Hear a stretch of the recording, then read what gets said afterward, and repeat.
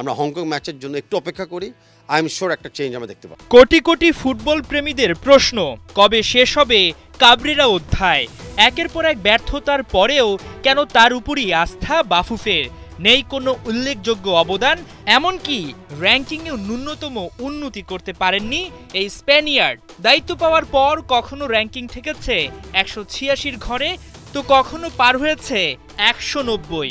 হামজা সমিতদের মতো তারকারা লাল সবুজের জার্সি গায়ে জড়ালেও কেন হাই প্রোফাইল কোচ আনতে পারেনি বাফুফে? অক্টোবর 26-এ আমরা নির্বাচিত হয়েছি। মূলত নভেম্বর মাসে কিন্তু আমরা চান্স পেয়েছি আমাদের নতুন কমিটির দায়িত্ব নেওয়া।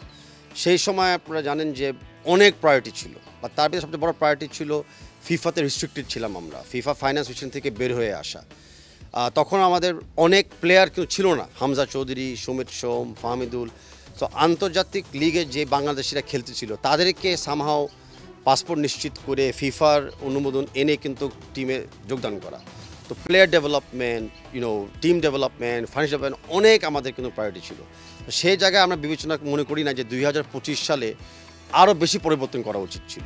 দায়িত্ব নেওয়ার শুরুতে ছিল নানা জক্কি ঝামেলা, তবে এখন তো পর্যাপ্ত সময় পেয়েছে বাফুফে। কোচ পরিবর্তনে কি নেওয়া হয়েছে চূড়ান্ত সিদ্ধান্ত, নাকি আবারও বাজিয়ে দেখা হবে কাবরেরাকে? আমরা পাবো ন্যাশনাল টিমে। আমরা যেটা মনে করি যেই জায়গায় আমরা ন্যাশনাল যে কোচ দরকার ছিল আমরা এখন সাফিসিয়েন্ট আছি। আপনারা দেখতেছেন যে আমাদের যে ঘাটতিগুলি ছিল, যেগুলো টেকনিক্যাল কোচ, আমরা এখনও কিন্তু কোনো পার্মানেন্ট টেকনিক্যাল কোচিং স্টাফ আমাদের নাই, গোলকিপিং, ফিজিক্যাল।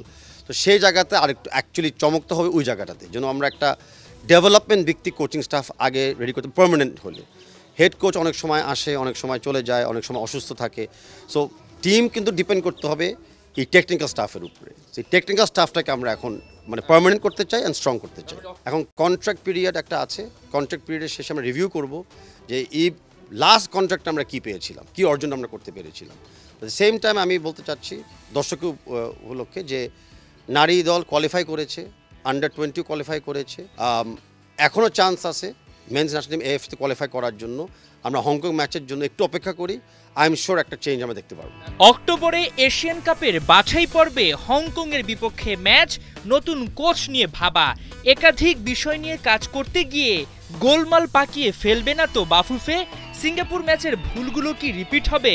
আছে কি নতুন কোনো চমক? এখন ওরকম কোনো চমক নাই। আমরা যে টিমটা ফিল করেছিলাম সেটাই আমাদের মনে করেন নিউ টিম হবে। অফকোর্স আমাদের অনেকগুলি ত্রুটি ছিল স্টেডিয়াম ম্যানেজমেন্টে এবং টিকিট ম্যানেজমেন্টে। তো সেই জায়গাতে আমরা যতগুলো মিস্টেকস আমরা দেখেছি সবগুলো আমরা রেকটিফাই করবো, অ্যান্ড আশা করি নতুন কোনো ভুল আমরা এই মুহূর্তে করবো না।